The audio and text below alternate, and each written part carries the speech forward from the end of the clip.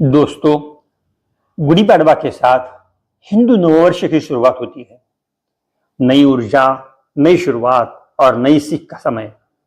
और इसी पावन काल में हम मनाते हैं रामनवमी, भगवान श्री राम के जन्म का उत्सव। क्या हम जानते हैं कि रामायण के प्रसंग वास्तव में किन स्थानों से जुड़े हैं? हाँ, बिल्कुल सही, चित्रकूट। चित्रकूट एक ऐसा स्थान है जो केवल धार्मिक नहीं बल्कि ऐतिहासिक और भौगोलिक दृष्टि से भी अत्यंत महत्वपूर्ण है। मान्यता है कि भगवान श्री राम, माता सीता और लक्ष्मण ने अपने वनवास का लंबा समय यही बिताया था।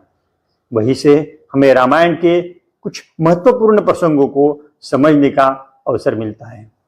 चित्रकूट हमें सिखाता है कि इतिहास और कथा को केवल पढ़ा नहीं जाता, बल्कि उसे स्थानों के माध्यम से अनुभव किया जा सकता है।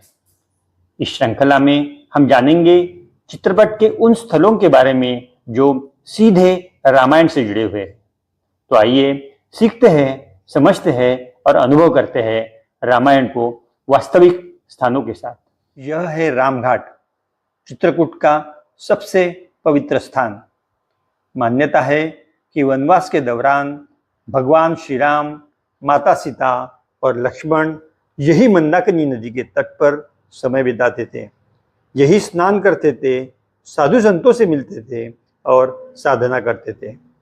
रामायण के अनुसार चित्रकूट वह स्थान है जहाँ श्री राम का जीवन सबसे शांत और संतुलित था।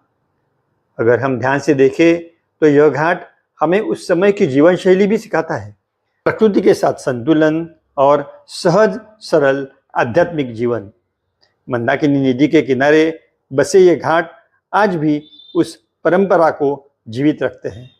रामायण को समझना है तो ऐसे स्थान हमें उस युग से जोड़ते हैं। तो दोस्तों, अगले शॉर्ट एपिसोड में हम चलेंगे रामघाट की दिव्य संध्या आरती की ओर। Ramayan trails through sacred Chitrakoot के इस तीसरे भाग में आपका स्वागत है। संध्या का समय और रामघाट पर आरती का दिव्य दृश्य।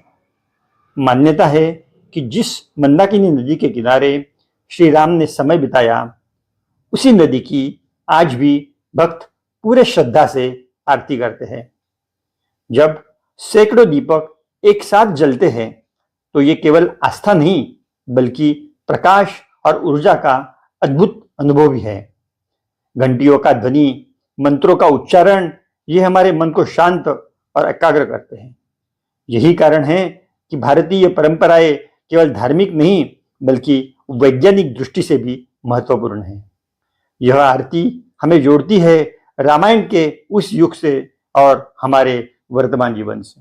चित्रकूट, जहां हर कण में श्री राम बसते हैं, यही वह पावन भूमि है जहां श्री राम, माता सीता और लक्ष्मण ने अपने वनवास के 11 वर्ष बिताए। लगभग 5.5 किलोमीटर की यह चित्रकूट परिक्रमा केवल पहाड़ की परिक्रमा नहीं, यह श्रद्धा, भक्ति और आत्म शांति की यात्रा है।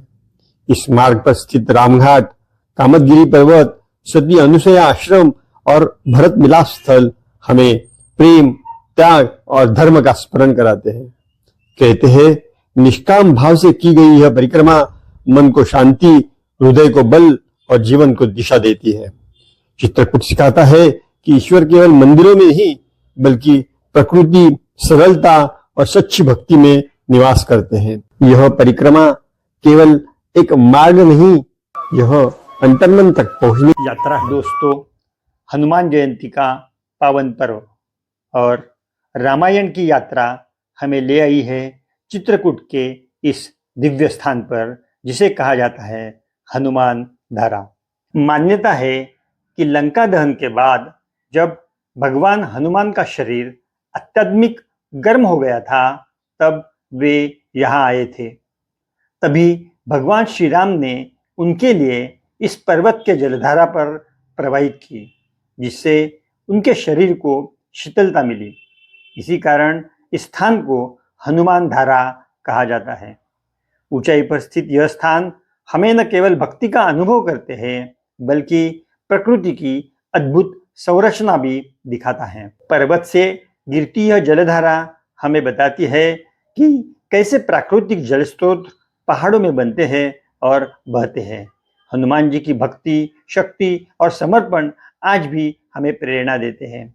निस्वार्थ सेवा और साहस के लिए हनुमान जयंती के इस अवसर पर आइए हम भी इनके गुणों को अपने जीवन में अपनाएं।